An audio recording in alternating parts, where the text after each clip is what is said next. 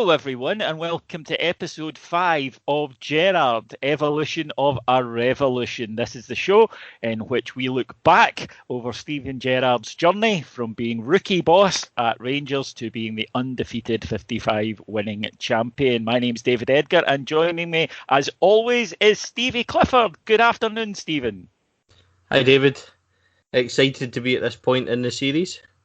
Yes, it's a very, very exciting time. For those of you who've been following the season, we all did. I mean, that's kind of why we're here.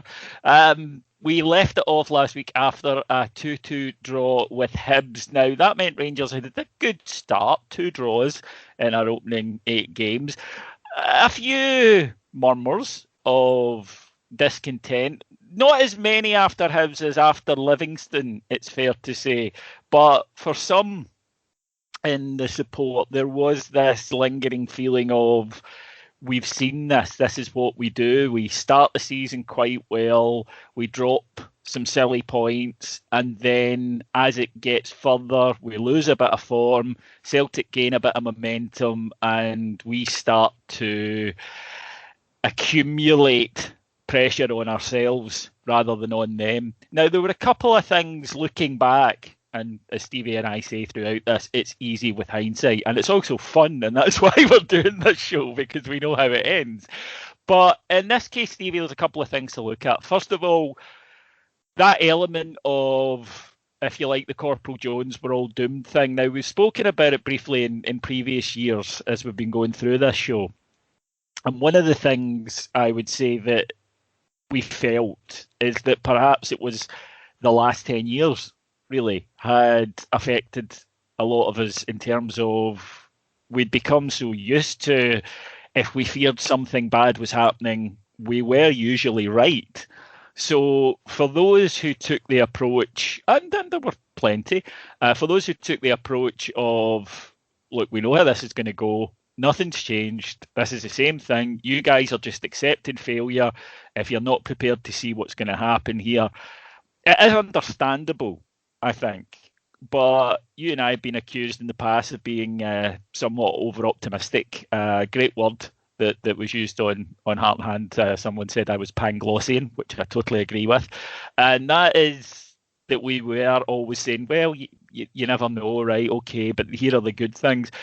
It was the choice. It was Schrodinger's point in the season. Yes, you could say that, well, look, everything's going pretty well. We're doing well in Europe. You know, the side's playing some great stuff. And they were also entitled to say, yes, but we've seen this before. We do this. And when push comes to shove, we know what happens every time. And it's not going to be any different this year. Is that just something, a consequence, if you like? Is that thing just a consequence of the 10 years that we'd had before that? Yeah, I think so. I think that if the results were similar this season, I don't think there would be that level of, I wouldn't say panic's the right word, but that level of resignation to the situation. Because, like you said, there was a lot of people resigned to the fact that, well, here we go again. And I think that's definitely battle scars of what we've seen before. Whereas I think if this happened this year, it would be a case of, right, well, setbacks happen, we're still on the right path, you know, etc. I think it would be easier because that burden now is gone, David, in terms of that pressure to return the title. So, I mean, we're sitting here saying that, but we both know that if we don't beat Partick Thistle on Monday, there'll be a nuclear explosion. Yes. So this is Rangers. This is the pressure in the life that we lead under. But I definitely think that when you look at the Hibs game, I remember even people saying to me online that if we didn't beat Motherwell in the next game, that would be it over. So that's the pressure of what we or a consequence rather of the last 10 years, I suppose. But the team, the team did respond magnificently, and what also happened as a consequence of what we were doing is that over the road in the coming weeks, not immediately, but in the coming weeks after we played them, they began to dismantle themselves. Yeah. So when that happened and we began to kick on, we ticked off little tiny milestones everywhere, as we'll discuss. But the thing about the Hibs game was, David, I think we were all angry because we should have won that game. We covered it on the last show. There was a couple of really big misses. There was a couple of poor goals conceded, etc. So there was that point of saying, well, it's not like it wasn't like the Livingston game where we didn't create enough and it wasn't the low block, etc. This is just one of these games that happen. So against a decent side, Hibs gave us probably the toughest games we had in the season. I would agree. Consistently over the season, Hibs were our toughest opponents. What I would say as well, there's a couple of things I want to bring into the equation right now.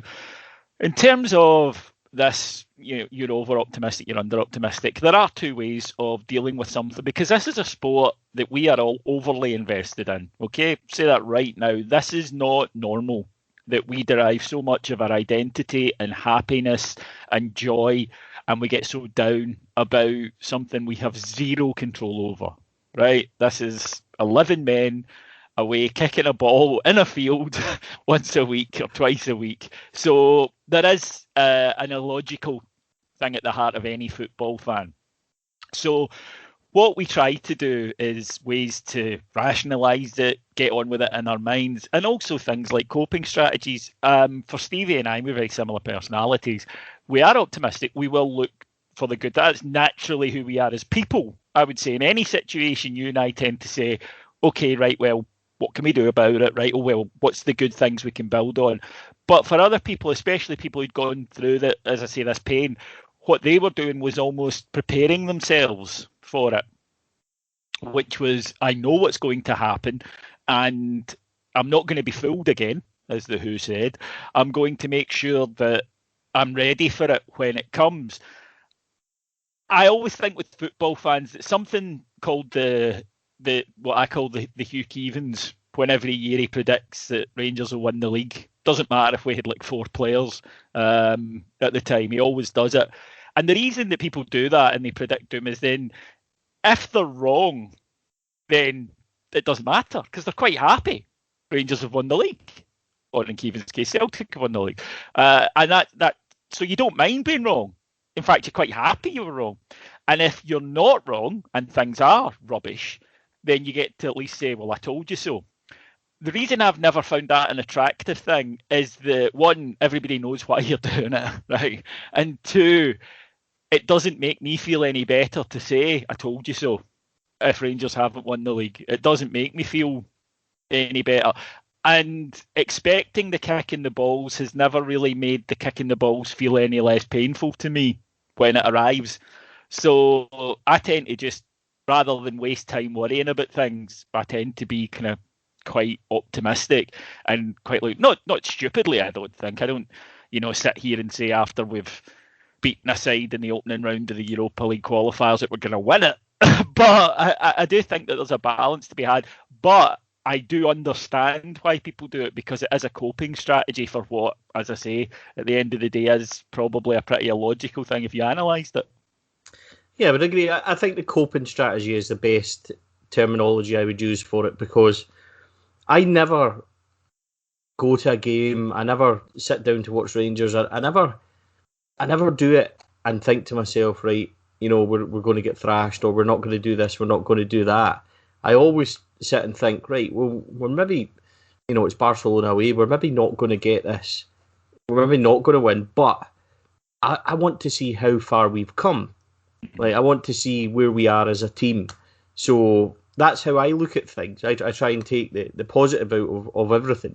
So we've got Arsenal coming up in a few weeks, for example, and I know that Arsenal play really good, fluent football and everything else, but we're at home, and I'd fancy myself against any of them. So I'm really looking forward to it. And that's how I go, David. That's, we've got the league coming up. I expect us to win a treble. I'm hoping for a treble. Why start off thinking anything other than what we should be doing? I don't know if it's a folly thing in terms of setting myself up for a fall. I suppose when you look back in the last few years when we first got up under Warburton and things, I was looking at the cup run and the victories over Celtic and Dundee and things and thinking that we could challenge. So I suppose when you look at it that way, that isn't the best philosophy as such. But I don't believe that looking at things negatively ever really helps, especially when it's Rangers. We're all supposed to be, in love with our club and positive, and I do think it is definitely, again, as you said, a self-defence mechanism, and also I really believe that this is battle scars of 10 years when we have had it tough. But I do believe also now that has lifted. I think there'll be a better spirit in the ground. I think, I think that this will have taught everybody the last year of being away from the game of better kind of etiquette, if that maybe a posher word for this show, David, but better etiquette of kind of supporting, and I believe that we're going to see a better kind of attitude towards Rangers this season, definitely, because the weight has gone now, David. The weight is lifted. I mean, I had a great summer. Every time I think about Rangers, I'm thinking about 55, I'm thinking about championships, and I'm also thinking, and I hope it's not naivety, but I'm also thinking that we're primely positioned now to kick on. So I'm positive. Of course, I'm positive. That ties into my point. Absolutely. You might be wrong, right? You might, and if you are, and Rangers have a very bad season next season, you're not going to feel any better or any worse because right now you were enjoying the fact that things looked good. Oh no, I agree. I mean, it won't affect it, and I think that again, it's that thing of saying, right, well, if I expect the worst, that'll prevent the worst from happening. It doesn't work like that. But you mentioned it there. It's exactly that. It's just different people and their outlooks, and also something that we really do need to mention, just in the passing, but it is true. This is right at the height of the pandemic. People have been in their house for a number of months. There was no end in sight. I could understand people were going through a lot in their lives, in their day-to-day lives. So, of course, that's going to come out in terms of the football, something that they discuss a lot that isn't quite tied into it. Of course, emotions that you're maybe suppressing or emotions that you're uncomfortable with come out in other ways. And that's maybe what we got here. But luckily, we were about to embark in a period that certainly through the pandemic, I think made Rangers the happiest supporters in Scotland, because by the end of the run that Stevie and I are about to talk about today, folks, it was done. And we'll go back 27 September 2020, Rangers travelling to Fir Park, one of those early kickoffs that I hate. My theory about that. Rangers, I think, are usually rubbish at the 12 o'clock kickoffs, don't start to 12:30. But in this day, we went through to tackle Motherwell at Fir Park. Now, that can be a tricky one. Motherwell away can be tricky. Rangers have a great record overall at Fir Park. There's a lot of difficult games there. This day, Rangers were absolutely outstanding. Penalty from James Tavernier in the 12th minute gave us the lead. And then Jordan Jones, a surprise inclusion in the side, scored an absolute belter of a goal. Just a superb ball by Scott Arfield. Jordan Jones outpaced the defender, and then a beautiful finish with the outside of the boot. Motherwell got a goal back. Motherwell conceded another penalty, actually. Rangers got a third goal just before half-time with James Tavernier. And then Cedric Eaton, who'd been getting a little bit of he hasn't done much. He got on the park, lashed in a beauty for his first Rangers goal, then scored a lovely kind of tight finish to show another string to his bow. Conceded a late on goal from George Edmondson, but that apart, this was an absolutely superb performance. Yeah, perfect way to hit back. And they were great that day. And I always remember the best part of that, David, and some may think this is a strange thing to say, is that when we conceded so late, everybody was furious. So that was a sign for me that we were on the right track and we were where we should be. The huge positives, obviously, of the day, I think personally, was Cedric's goals. I'm not sure why he was getting stick at the time, but I do remember it. I remember the famous stuff on Twitter about the boy posting that he had a pal who was a scout and he didn't understand why we had signed Cedric Itten and stuff like that, whereas the reality in it was that Cedric Itten, when we did sign him, was getting watched by various Premiership clubs and stuff. So that was the real good plus point. Jordan Jones was a funny one. It was kind of unexpected, almost like a Brandon Barker Old Firm start that he's done before. Took his goal wonderfully, a great through ball by Arfield, as you said, cuts in the left foot. And I always think it's funny, especially when you look back, that he done the celebration where he's kind of he's silencing the crowd with his hands, saying all this negative press, and there's nobody there, of course. Nobody there, yeah. So, a great way, though, David, to kick on, settles the nerves a wee bit, just says to people, look, Hibs can happen, it's a long season, these things do happen, we're back and we're ready to kick on. But I don't think if you had said to me at that point what was about to happen, I would have quite believed you, but I would have said we're capable of it. Yeah, I think that at that point, you think, right, okay, back on the horse, good away win. We had Ross County at home the next game. Not a great performance, 2-0 victory. Wasn't really secured until late on. Ross County were quite well organised and would show that they could be quite well organised against Old Firm sides a couple of times this season as well. International break, the dreaded, and then we all knew when we were coming back we were going to Parkhead for a match that was going to tell us an awful lot about how the season would go.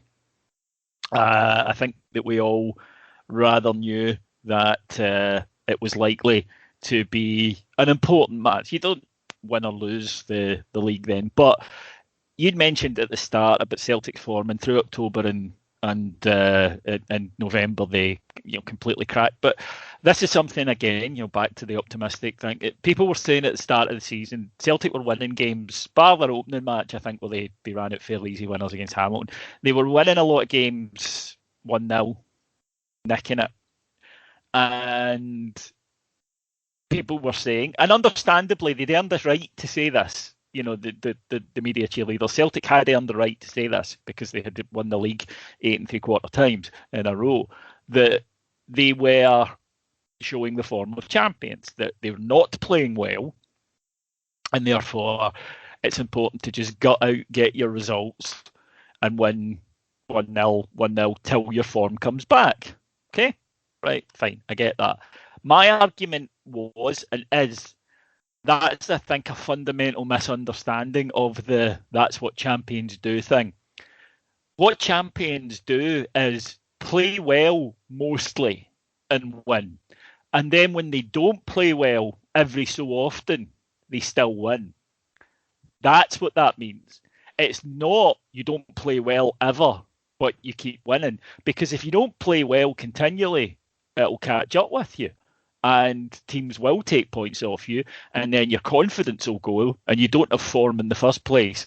And what will happen to them.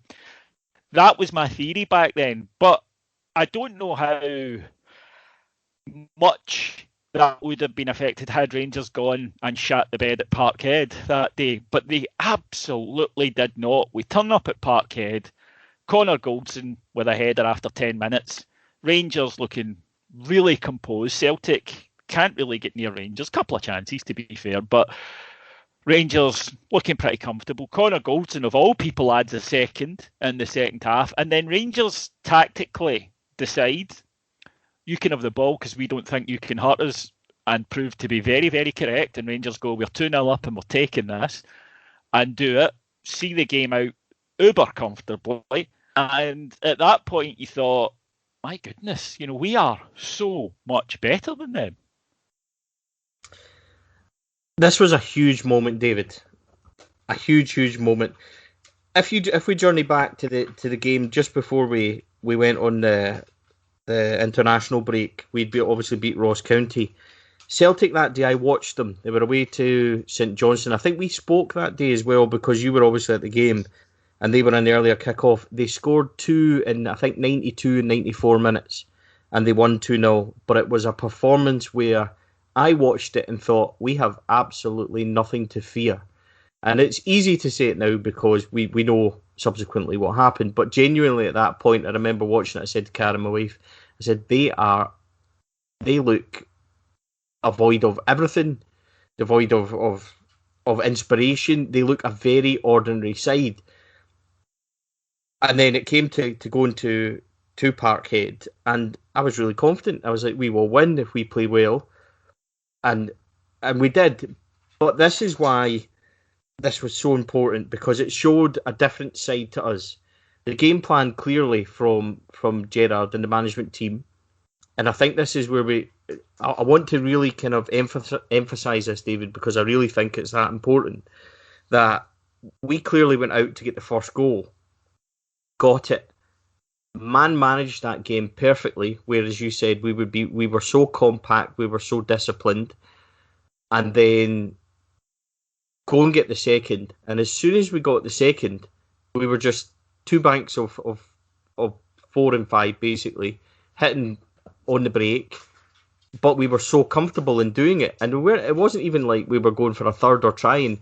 We were just happy to manage that game, and we did it so comfortably and so easily that when that happened, not only did I think, great result and everything else, but I thought to myself, and I think that the team, and this, it would be a great thing to ask Steven Gerrard about the reaction of the squad and the management at that time to how well, I'm not going to say easy because I think that belies how actually well we performed compared to the opposition. They had a late chance, I think, where Griffiths went through and McGregor got back and smothered it on the line. But apart from that, they didn't breach us. Hollander and Goldson were sensational at the back. Kamara and Arfield ran the show in the middle, and we got those vital goals. But what I'm trying to say, David, is that it was the way that we did it that not only sent a message in terms of we've came and beat you in your own back door, but the message was we've came and beat you and we've done it more than comfortably. And that's not even us playing at our very, very attacking, fluent best. We've had a game plan. We've done it. We've got your marker now. Catch us. Yep. That week as well, Europe kicked in. We had, of course, qualified for the Europa League again, which was a great achievement. A tough-looking group. Benfica, Standard Liège, Lech Poznan. Good, fun group, good European ties there. Off to Belgium in the opening match. A swimming pool of a pitch because there was a biblical rainstorm that night in Liège for Rangers. And Rangers take the lead. And then... See now, against I thought a decent Standard team. They were very good at switching the ball quickly, Standard, and made you work. But Rangers looking solid defensively. And then we see one of the best goals I've ever seen in my life. In fact, the best goal I have ever seen a Rangers player score in my life. And that, of course, was Kemar Roof's wonder goal. I've seen guys score from they're inside their own half. You see it occasionally. Saw a great strike in the Euros by Patrick Schick against Scotland. And they're remarkable hits at any point when you do it. But when you're playing in the Bath and you beat 5 men first, then look up and think, why not? And perfectly place your strike over the top of the goalkeeper and into the net, then that elevates it into the did I just see that category? And even sitting at home watching, I just burst out laughing and got out of my seat and was clapping and dancing on my own because it was a truly one of those moments, even now talking about it, where I'm like, there's no way. And when you watch it back, there's no way he can score when he gets the ball. And yet he does. And it's just in terms of an amazing moment, it was, but the feel good now around the club. This was, of course, the week I should mention that the UBs put out a brilliant video and introduced Live It Up by Mental as Anything as a new anthem for Rangers. The feel good at this point was enormous. Yeah, I mean that was a great night. I always remember as well. It was perhaps an understated moment. It was the arrival of Calvin Bassey at left back as well. He came on. I'm pretty sure that Borna got injured, and he had a really good, solid performance at left back as well. For I think the last 30 minutes, David, if memory serves me right, we had held out well, largely without. Again, it was another case of we're very well organised, come and break us down, which is great to watch because you start to really believe in what we're trying to do. But as you said, I've told you this before, we often talk, like my wife obviously is certainly the less animated of the two of us at games. She's very quiet and I would say passive in terms of well, I think most people are when they sit next to me, David, in fairness. But even she, that night, when Kemar Roof gets it and scores that wonderful goal, she's up doing the same as what you explained, dancing about. I think we both were. It was a phenomenal moment, one that you'll look back on years and years and tell kids and tell people, and you remember he done that. And it wasn't only, as you said, the finish. He's actually controlled it. Then he rides rides a challenge, then wins a kind of 50-50 through sheer strength, goes on a wee kind of L-shaped run, and then it's the way that he hits the ball actually lands in the net. It's so perfect, the precision on it. It's just a wonderful, wonderful moment. And as you said, by then, the feel-good factor's through the roof. The new anthem's there after the Union Bears, showed them up. And it was just, I think everybody from that moment just galvanised, and we didn't look back. No, we most certainly did not. But it really was just an outstanding night and goal. And as I say, you just felt, hang on, there's something very special about this side here. Took on Livingston at Ibrox and saw another wonder goal. Jermaine Defoe's different type of goal, superb long ball from Tav, and this exquisite finish that's so pleasing. I've sat and watched a gif of it where it's just on a loop, and it's lovely. It's like watching an expensive timepiece, just smoothly going round. It's such a great goal from Jermaine Defoe to give us the lead. The following week we'd cement our European start with a 1-0 victory at home to Lech Poznan. Tough game. Poznan changed, I think, maybe after a result against Liège, they maybe thought, right, well, we'll go and try and contain Rangers, but Rangers got there with a great goal from Alfie.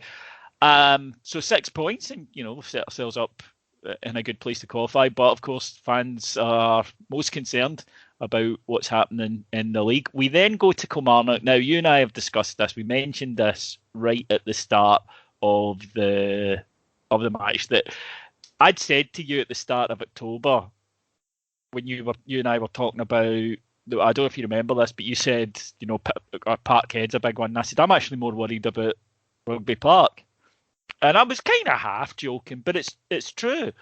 Given what Rugby Park had been to us, I think it'd become a symbol of the issues in the first couple of seasons of Gerrard. I think Kilmarnock had become that to us, where a limited side, journeyman players, but organised, disciplined, the advantage of playing on that awful pitch and knowing it, and knowing that bounces are untrue and that passes stick and all of that sort of thing.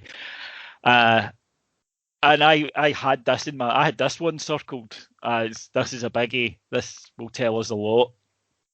And we went there, and Rangers didn't play particularly well compared to how we'd been playing recently, but Tavernier penalty after 19 minutes, get the goal, and then see it out reasonably comfortably. Not a great performance, but I felt a very telling one. Yeah, and I think that I would highlight the players' reaction to that result that day as well, David, as being, perhaps even a greater reaction to the victory at Parkhead weeks before. Well, I'm glad you brought that up, because that is something to perhaps discuss. This is maybe something that we'll talk about more in the Q&A show, because we've been asked. But the reaction to that Parkhead victory was so different to the Parkhead victory previously. Now, of course, there's nobody there, so that has an effect. But the players, I think, understandably celebrated. There's been some post-hoc criticism of it afterwards, and I get that, because obviously we know what then happened. But I think that was just an emotional release. It was such a big game. We hadn't won there in years, and we go there and we get the victory. After Parkhead this season, it's job done, quick high fives down the tunnel. And it felt different.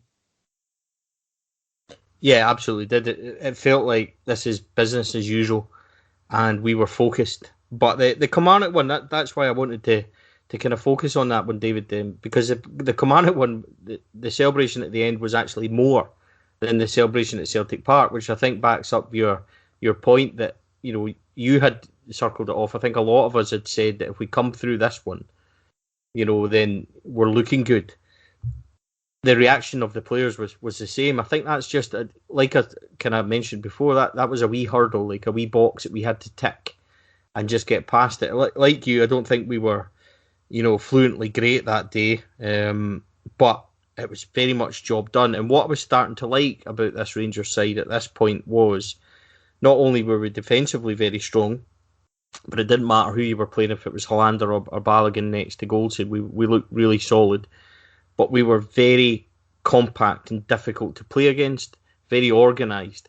And it just felt like we didn't have that kind of, we didn't have that invincibility before, in terms of if we were 1-0 up, everybody would be thinking, when's the sucker punch coming?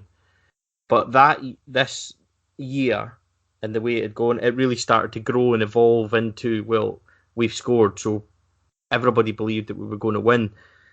And I think that certainly started to transpire onto the pitch as well. That was a huge one, David. I remember you famously tweeted out after it, we're going to win this league. And you shouted at me. Yeah, like, what? But I think everybody at that moment in time stood up and took notice and thought, yeah, this could very well be happening. And of course, over the other side of the city, they're getting a few thrashings in Europe, and they start to drop points.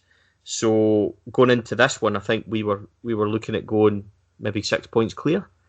So this was the start of it, David. We were by now, I think, 2 or 3 games into really stretching it away from them. Yes, we were. We would then take on Benfica in a crazy game over in Portugal. Benfica leathered us for a quarter of an hour. I mean, they did. They absolutely leathered us. They are a right good side. You could see it. And they take the lead. And I was fearing a drubbing at that point, to be honest, because this was like an old Rangers in Europe performance. We couldn't get the ball. When we did get it, we gave it away. The other side were pinging it about, and Rangers were just, oh my God. And I thought, wow, we've come up against a better side. It happens sometimes. Then Benfica have a player sent off, and Rangers proceed to turn into Brazil 1970, go 3-1 up. Scintillating performance from Rangers. I know we were playing 10 men, but you've got to go and take advantage of that, and Rangers absolutely do. 3-1 up. Game's done.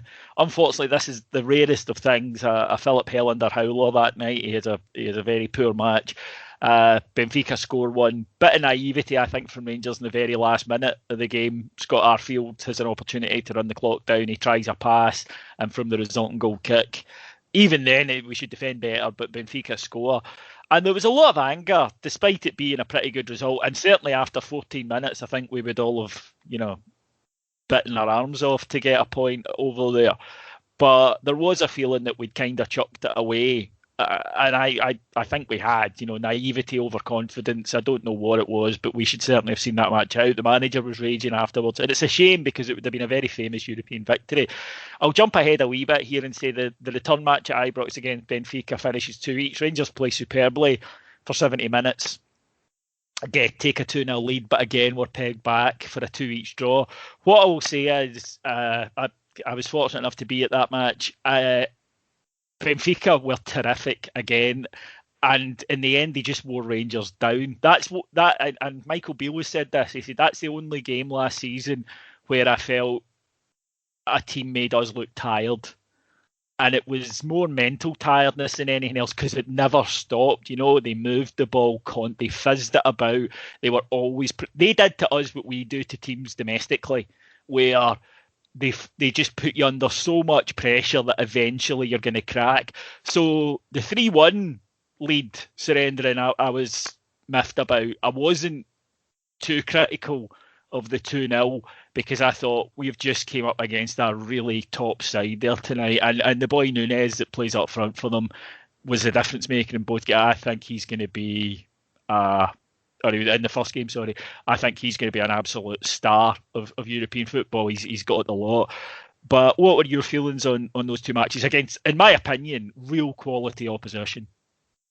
Well, this won't surprise you, but I was actually delighted after the 3-3 game in terms of how we played that night. To come back from the early goal, obviously Benfica go down to 10, but the way we exploited that with the equaliser, Kamara scores a really good goal to put us ahead. Alfie then gets his European record, which was a lovely team move.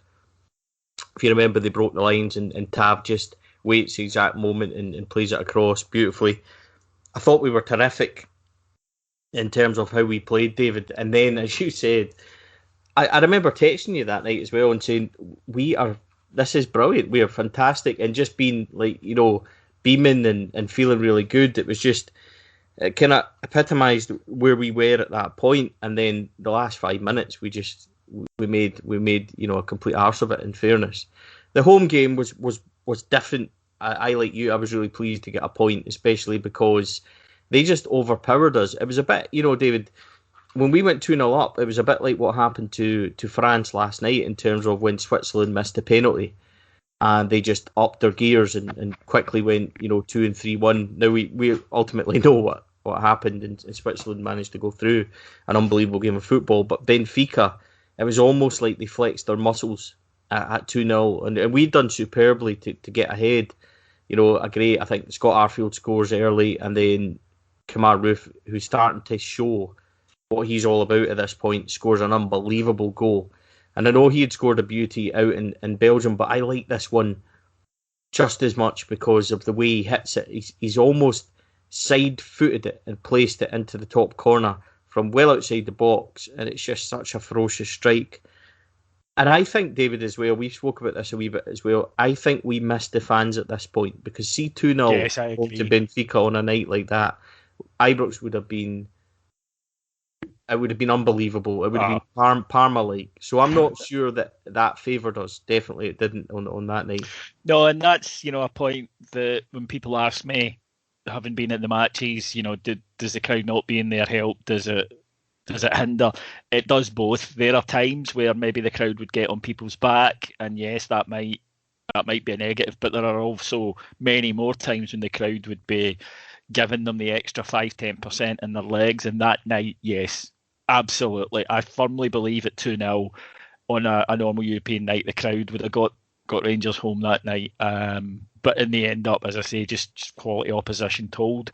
But even so, Rangers had come out of the two matches with 2 points and were looking very good for qualification. We would seal it with a 3-2 victory over Standard Liège and then go to Poznan in the last game and get a 2-0 victory with a much changed side, Cedric Hitton getting another goal there.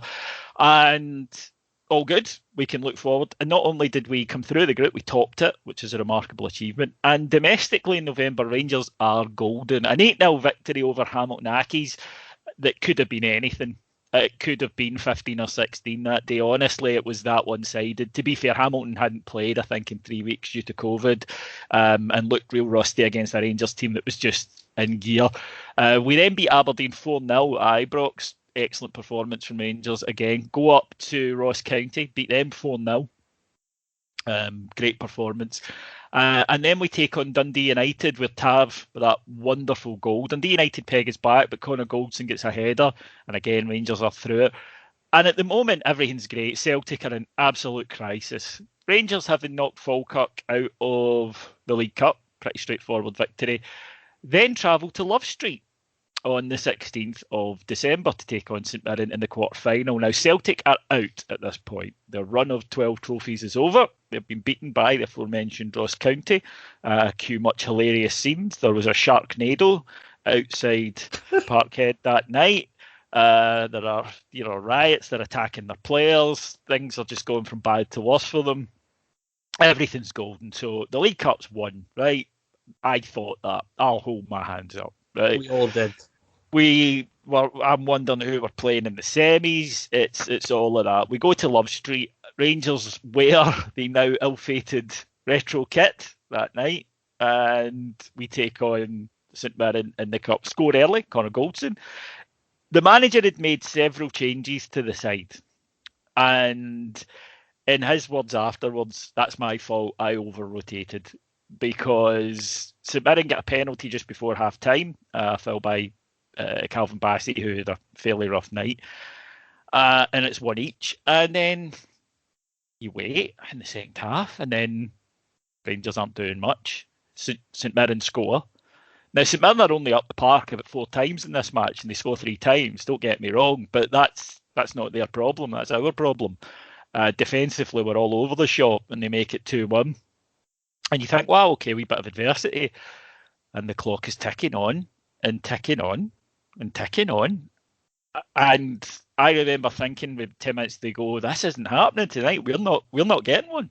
We are going out here. And then Stephen Davis conjures up a goal in the last minute, and you think, normal service resume, we'll get extra time and beat them. Only we don't. We then allow a series of corners in injury time, one of which St Mirren score from. 3-2, we're out.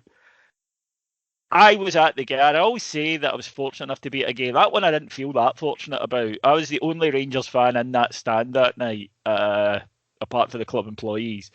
And there's all these St Mirren officials and staff and dancing and quite rightly, I'm not having a go. They weren't taunting me or anything, but I just felt like the loneliest guy in the whole world because I was soaked, right? Because it's a wild night in Paisley.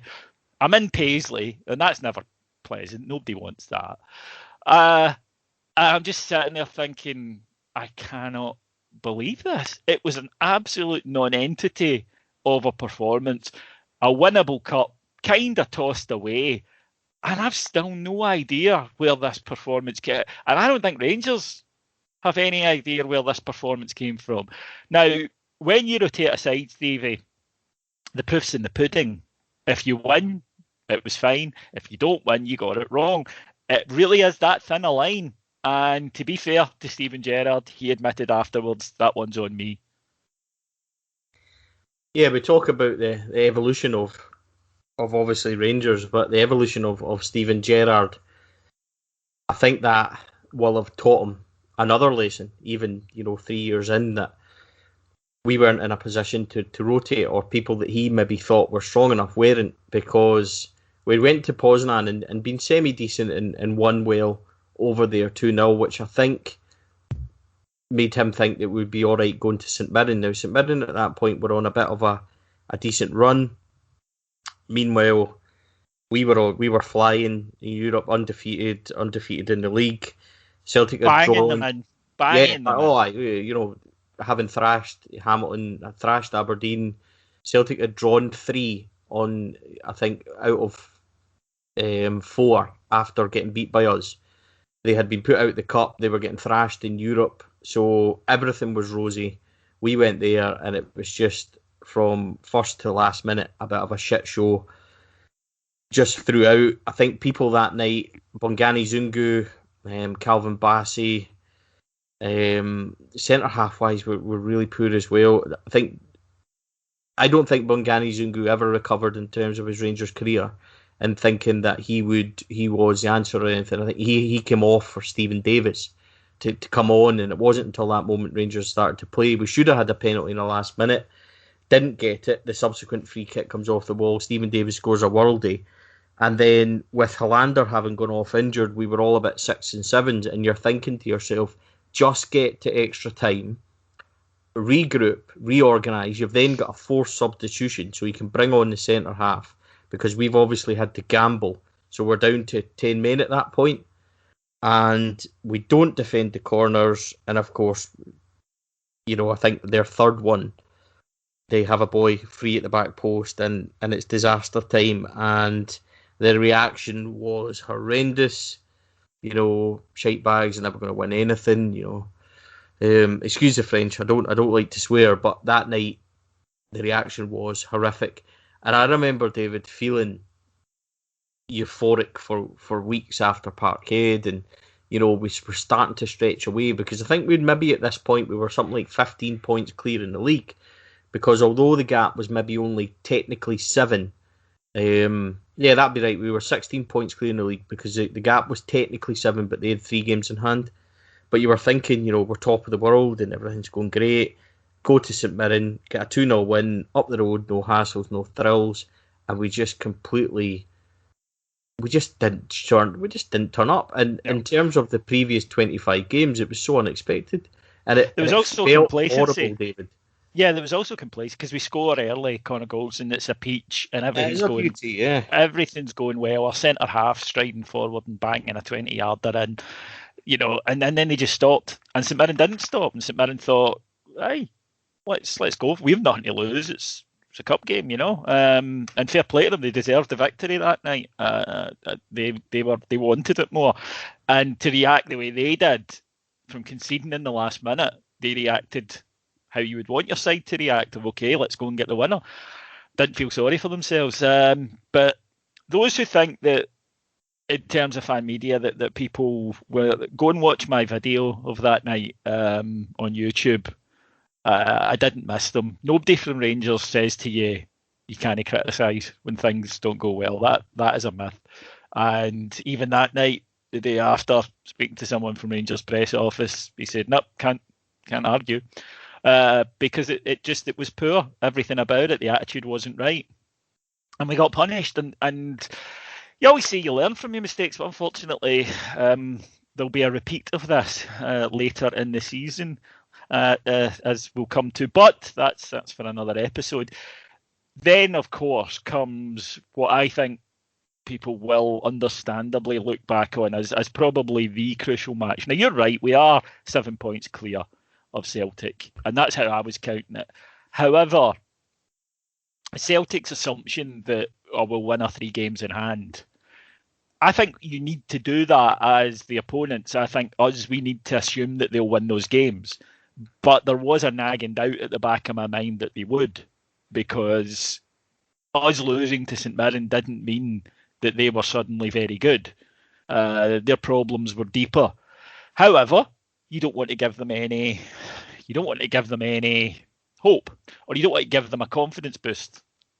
And you certainly don't want to see what happened to us the previous year when we just fell off a cliff completely as a side. So we play Motherwell at Ibrox. We haven't conceded a goal in the league at Ibrox this season. 7 minutes in, that's gone. Rather poor goal given away. And Motherwell play infamously a 5-5-0. They're a goal up. They don't need to do anything else. And Rangers cannot get anything going at all.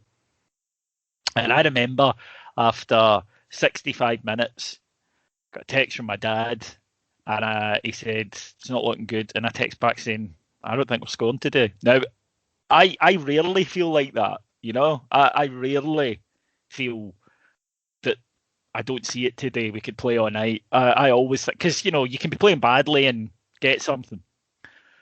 And I'm sitting going, I don't see it today. I just don't see it. And then, of course, Kamar Roof gets one. And then substitute Cedric Itten, the mauler of Motherwell. I don't know what happened to him in Motherwell, but he hates them. Corner comes in, goes across the goal. There at the back post is Cedric to nod it in. Any of my I'll behave in the press box at that moment went out the frigging window. I went mental, as did everybody who was there, who was employed by Rangers or players or anyone who was in. Officials used to see the press boxes behind the director's box. The directors were going nuts. The players were going nuts. Watch that go back and just listen to the noise from within the stadium. You know, I don't mean the fake crowd noise. If you go back and watch the inside Ibrox, listen to the noise that just is generated by the players when he does that. Kamar Roof adds a third at the end. 3-1, looks comfortable, wasn't comfortable. 3 goals in the last 15 minutes. And leaving Ibrox that day, Stephen, I said, we have won the league. I really and truly believed then. That's because the situation that Rangers were in wasn't anywhere near terminal or a disaster, but we all know what we're like as fans, and we all know what the pressure was like at that point. And I just thought, nah, they've put it right back on the track when the train was looking like it was spilling.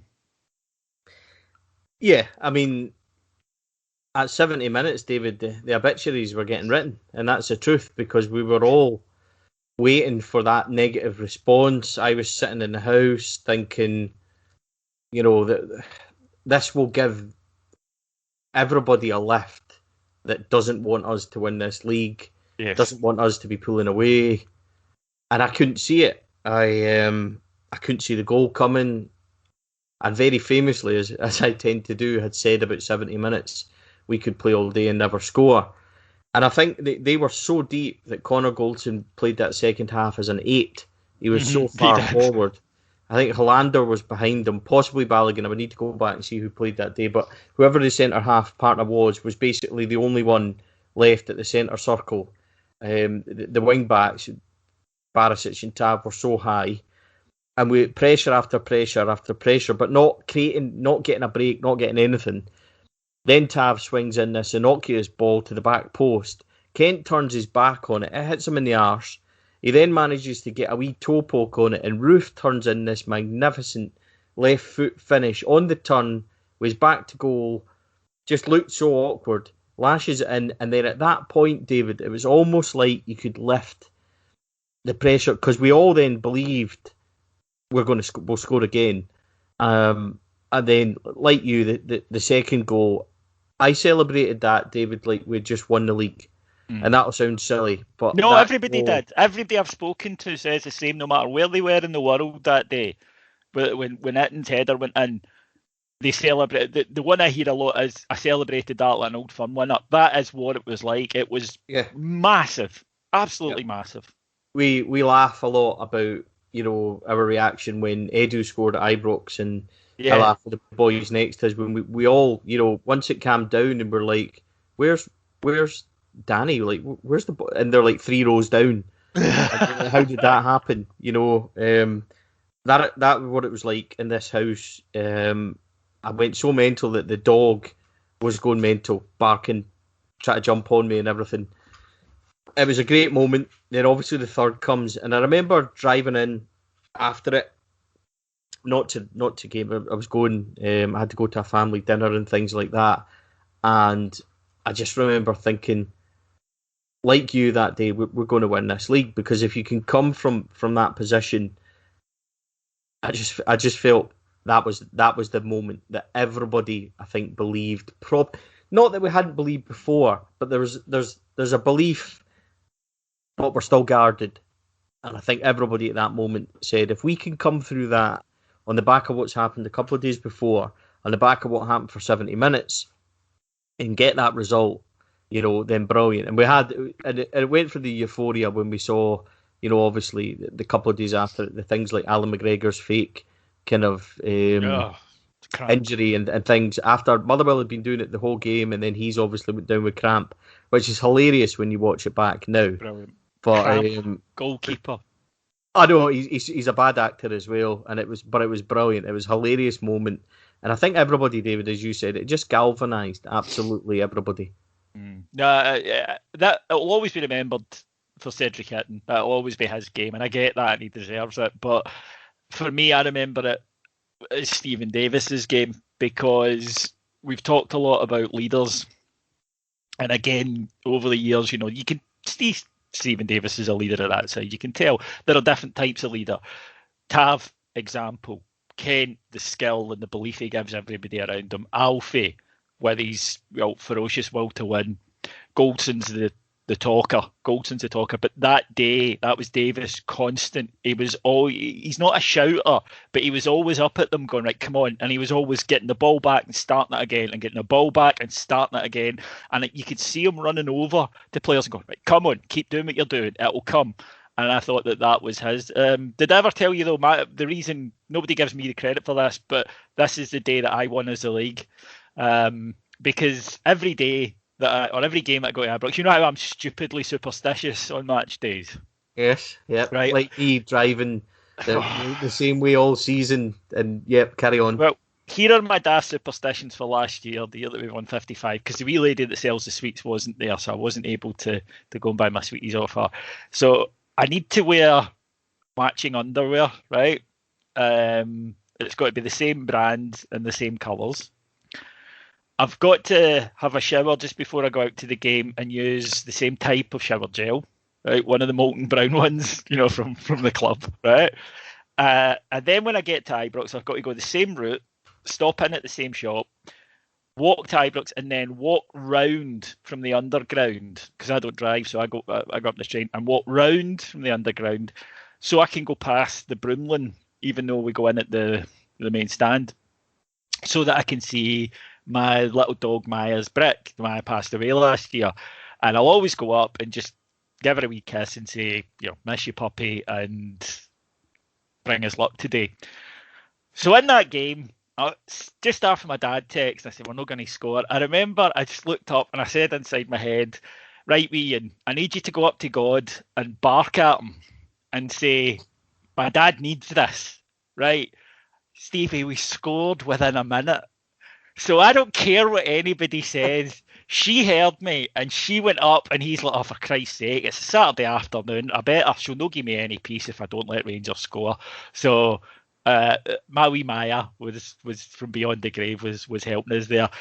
After that, as you say, the belief is huge. And I think the counter effect of it was the Celtic fans began to think, they might not collapse. And then that made them begin to focus on their own side a little more, which they don't really do. So it's odd for them to be able to do that. But we had some big games coming up, and it would prove that way. 23rd of December, went to St Johnstone, 3-0 victory. Good performance, Glenn Kamara masterclass that night. And then comes 3 games that I argue win us the league. Totally and utterly. I think that Motherwell is the key. I think it opened the door, but I think Rangers stepped through it in these next few matches. The first up is Hibs at Ibrox. And Hibs, to be fair, they win We played well at Ibrox for a half. Yanis Hadji with the goal. People forget some of Yanis Hadji's goals. Some of his goals last year, this one, St Johnstone at home later in the season, goals that win you points, big goals. It was a lovely goal actually that day. And Hibs do play well in the second half, but Rangers see it out, and it felt like a big victory. Then we go to St Mirren, scene of the crime, and there's a bit of nervousness. It's a Wednesday afternoon in the Christmas holidays, and we win 2-0. A solid display. Not brilliant, but again, we're not conceding goals, and then that helps. And then 2nd of January, Celtic arrive. Now, we're miles ahead of them. They're not playing well. They have got to win. The first time in a decade that there's a must-win Old Firm game for them, really. And they, in the build-up to it, I remember Martin Ramsey, our podder, the night before, young Stuart, one of our podders, he is Mr. I mean, he makes you look calm and composed and zen before a game. And he's like, do you think we're going to win? And Martin said it perfectly for me. He said, looking at it logically, even emotionally, we're going to win because we're better than them. He said, the only argument I can find for Rangers not winning is that it's not like us to do things so simply. Because if we win 13 points, it's completely done. There's no way back for them. Even they would admit it. It would be very Rangers to find a way not to win this. However, I really don't see it. Rangers are going to win. And I was utterly convinced Rangers were going to win. And of course, Celtic decide that they want We played well for a wee bit at Ibrox Trophy. And for 20 minutes, they put everything they have into this game. And they put everything, I think, that they had for their whole season into the opening 20 minutes at Rangers. And they are better than us for 20 minutes. Rangers are caught on the hop a wee bit by the ferocity of how Celtic play. There's no doubt about it. Alan McGregor makes a wonder save, an absolute worldie, a genuine top drawer one from Griffiths. But, and this is forgotten, Celtic peter out after 25 minutes or so. Their legs go a little bit. I've watched the game back a couple of times since, and you can see it. And while Rangers don't overrun them, the game becomes a quite bog standard affair, and Rangers are pretty comfortable. The way that it's spun by Celtic fans is that they battered us for 90 minutes. It simply isn't true. Had they scored in that opening 20, who knows? But their gamble was to try and get a goal or two up and then sit in. And when that happened, they had blown themselves out like a storm. Yeah, I'm glad you said that, because it is a bit of a myth surrounding that game, David, because they like to make it out like they did batter us, like you said, perfectly. But the truth is that aside of the first 20 minutes, they didn't have another shot on target. Alan McGregor he makes a really good save, Edouard, very early on. I think that's in the first minute. He gets down, it comes back, and even then he's not getting beat by the rebound, which is offside anyway. He makes that wonder save from Griffiths, like you said, which is an outstanding save, which he gets up and claims he hadn't touched. Very McGregor-like. I think we should maybe even have an extra episode, David, in this series, just because some of the stories you've told me about him, just in being able to hear him, is fantastic. I'm not sure we could get a license for them. We certainly couldn't hear them. My favourite one has to be when Livingston game that Gerrard got sent off, as they were walking past, and he sees Beaton give the red card. Alan McGregor says, "That's exactly what's wrong with Scotland." And even just at that moment, when I'm raging at Gerrard getting sent off and Beaton had a howler again, I couldn't help but just piss myself laugh. I was like, that is funny. That is genuinely funny. And he's hilarious. Like, at one point, he was complaining to a referee about how he had booked a Rangers player, but he didn't book whoever it was player for the thing, and the ref said something to him, and you heard McGregor shout as he walked away, "That's discrimination!" It's like, guy's a genius. See if Rangers mic'd him up and charged whatever they liked for Alan McGregor cam, we could buy the Champions League. The one that I really like is a game actually we've not covered yet, but the Aberdeen away game when Curtis Main has a horror challenge on Barisic, and it was on inside Ibrox. I think that you heard his comments after it, and they were hilarious. He was going on, this is what you sent me off against Hibs for 2 years ago.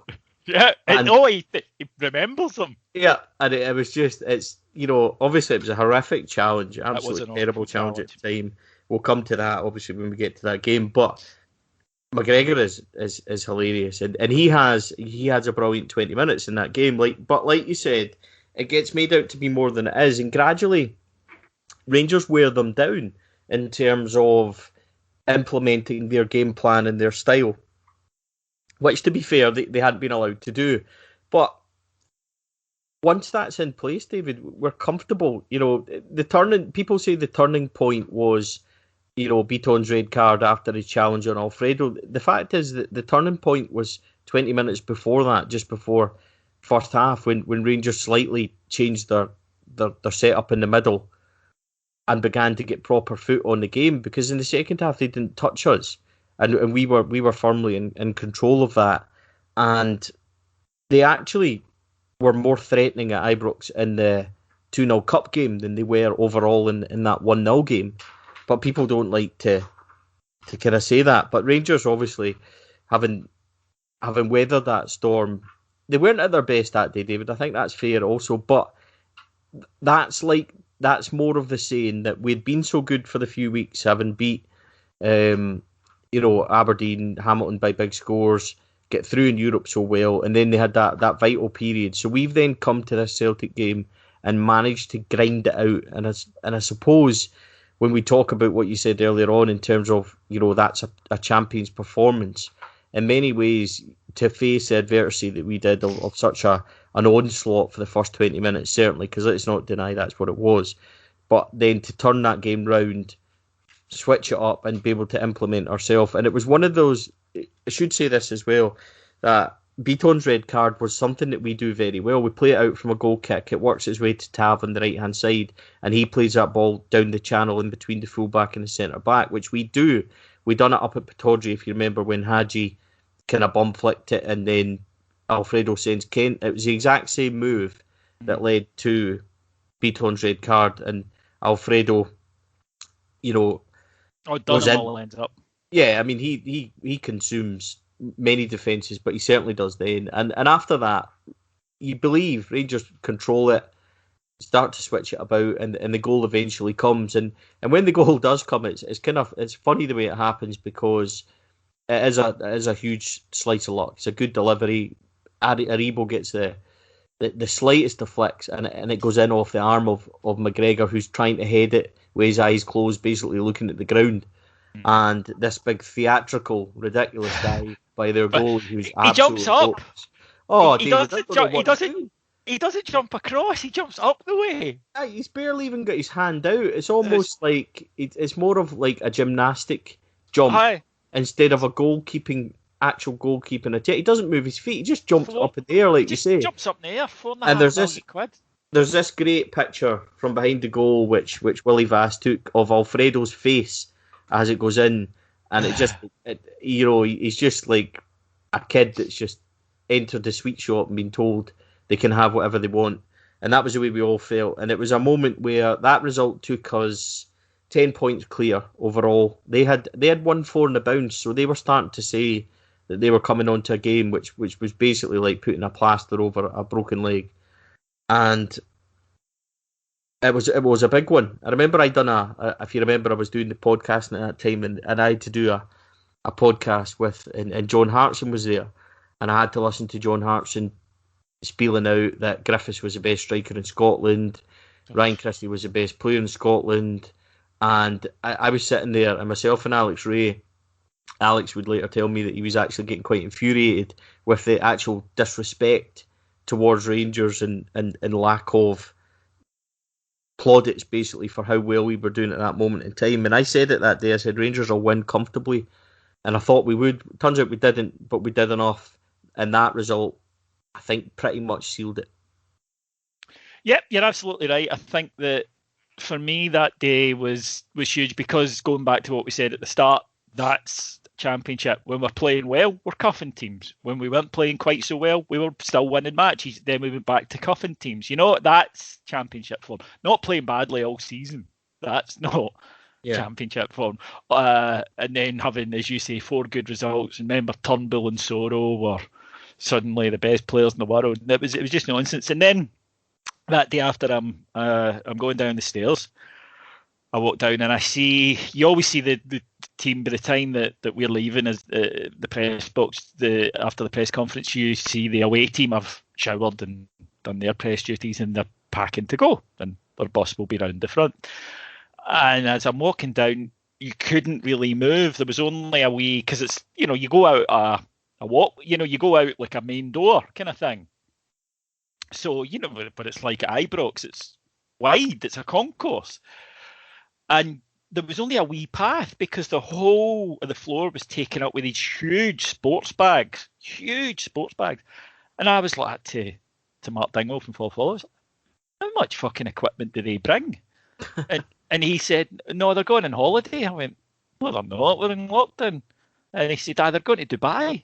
I said, you're joking. He went, no, seriously. I thought, nah, it can't be that. So I didn't believe him, because it was just such a ludicrous thing to me that clearly they can't be going to Dubai. I mean, that's nonsense. It's an idiotic thing to do at this time. I mean, COVID and all the rest of it. Get home, checked. They're going to Dubai, aye. And that went well. That weekend, you'll recall, of course, they're all sitting having a couple of bevies. Their fans, they took it well. And from there on in, then the announcement that the guy who with the knee injury they'd taken halfway across the world infects half of them. And I'll always go back to an article by a guy who's on Twitter called Old Firm Facts. It's a comedy account, and he can be quite funny. He did digs at both teams, but he said, let's look at the winter break plans of all the clubs involved. Yeah. And he said, Manchester City.